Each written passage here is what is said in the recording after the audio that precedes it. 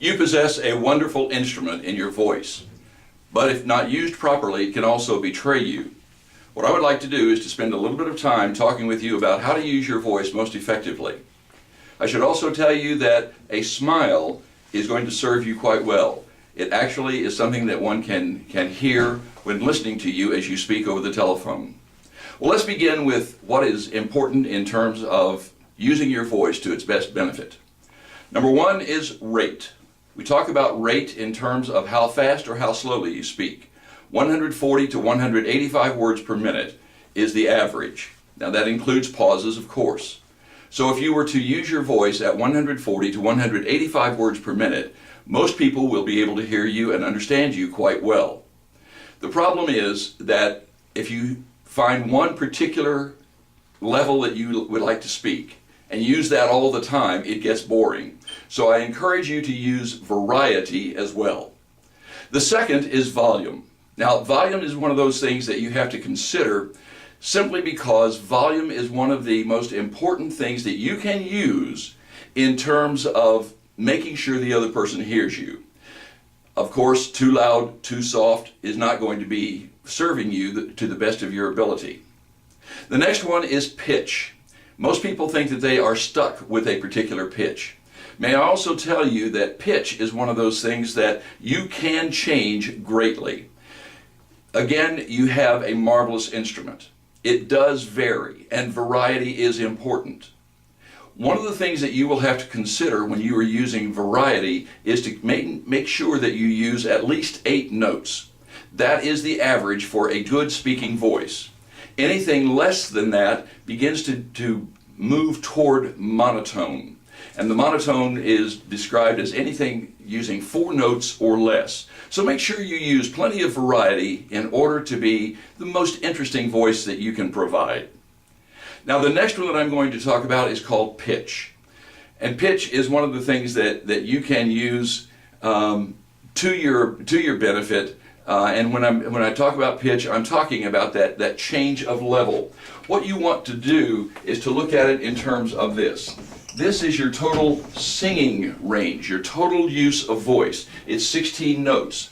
The lower half would be 8, and as we said, 8 is what you want to use. So by all means, use that 8 as your number, and listen to yourself. Try to think of using 8 notes or more.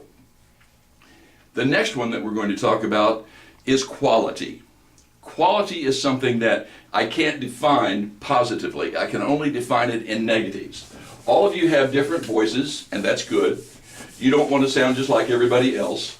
But what you do want to do is to be able to use your voice so that it does not irritate the opposition, or in this case, the customer.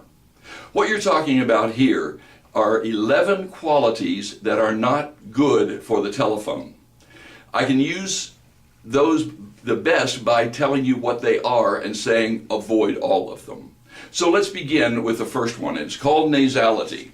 There are 2 types of nasality. There's hypernasality and hyponasality.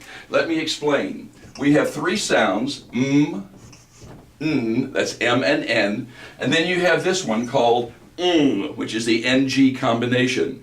When you use those sounds properly, and those are the only sounds that are supposed to be nasalized in English, when you use them properly, there's no problem. If you use them improperly, you have hypernasality, which means you have more than this sound, which would be something like you would hear when someone has adenoid problems or a child speaking, and you have a sound that comes across like this, and it's a very irritating sound. Does not do well for you on the telephone. Now, if you were to take these 3 sounds and substitute them with 3 other sounds, which is what you do when you have a cold, you will substitute with these 3, B, D, and G. So what you have there is the sound of a child with a cold. My nose is running, so I have a cold because I have a cold to my nose. Those are the kinds of things that you will want to avoid. Hyponasality, that's called. So hypernasality or hyponasality, sometimes called denasality.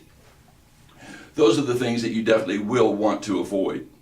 The next one is a glottal sound. There are actually several glottal sounds, but I'm going to concentrate on two for just a moment. The first one is the glottal fry. The glottal fry is when you speak too low, below your optimum pitch, or if you are not properly supporting your voice.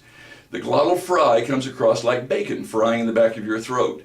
It's a sound something like this, and it's not a particularly pleasant sound to hear, as you can tell. Now that's a more common one to use. A lot of men tend to do that, trying to get a more masculine voice. The other one that I mentioned a moment ago is called the glottal shock. The glottal shock is when you force air out of your voice. It is not a good sound, and the only way I can do that is to be very loud, so I apologize before I do it. But the glottal shock comes across something like this. Get out of there! And that sort of sound is something you obviously are not going to use on the telephone.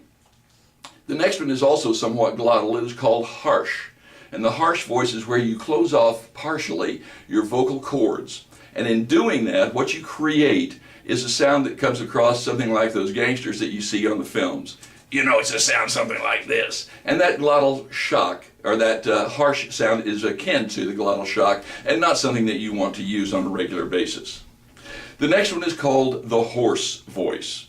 The hoarse voice is one that you will get naturally when you have a cold and have laryngitis.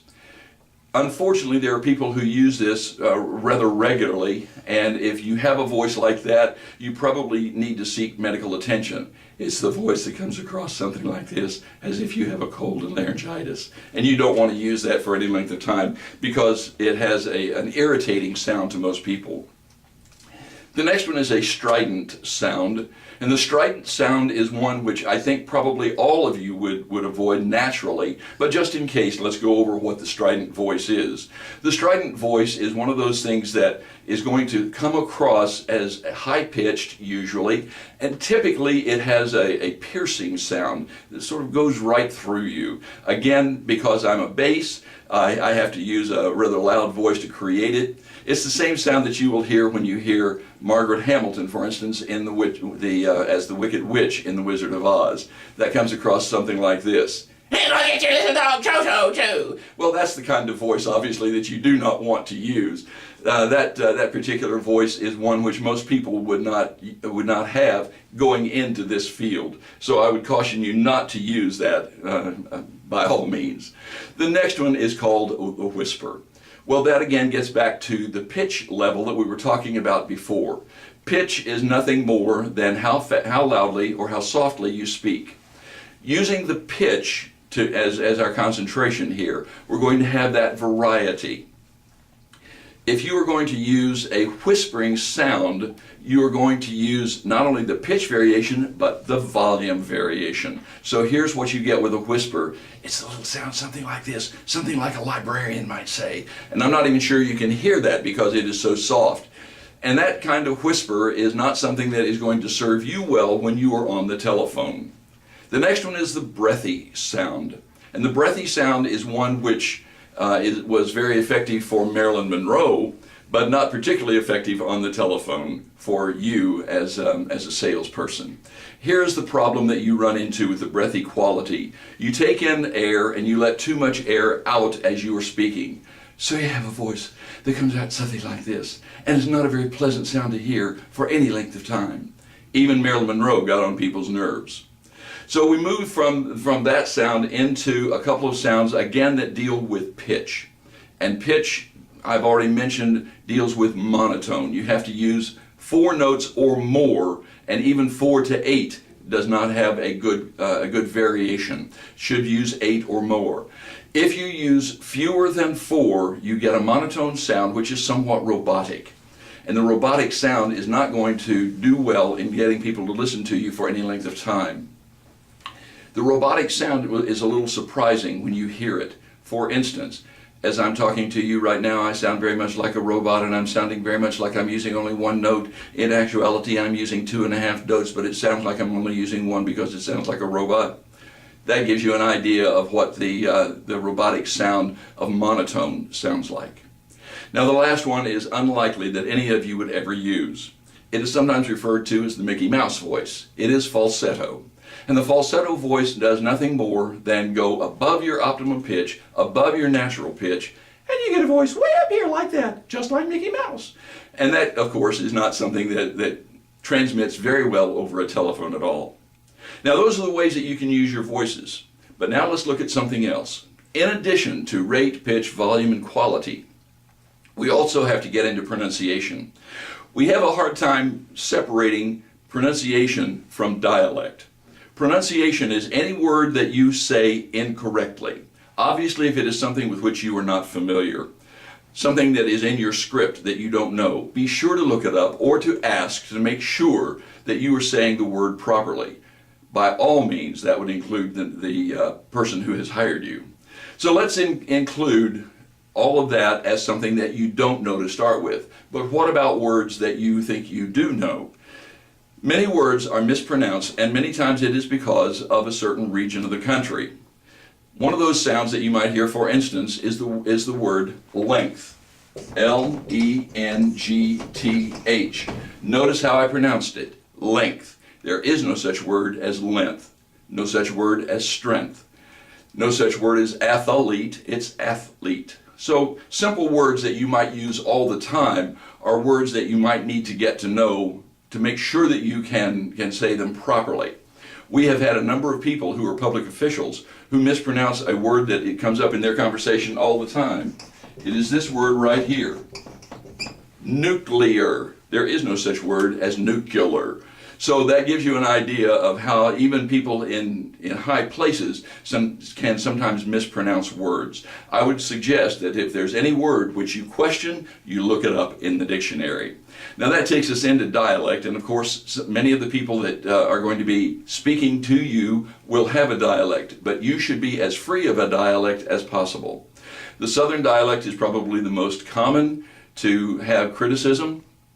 The Southern dialect is quite beautiful in its own right, but the Southern dialect also indicates to a lot of people in other parts of the country that perhaps this person is not educated, simply because we have a different pronunciation in the South, but there's a different pronunciation, for instance, in Brooklyn. So there are different dialects all over. Again, that deals with pronunciation, making sure that you enunciate properly, pronounce the words properly, and as little dialect as you can possibly include.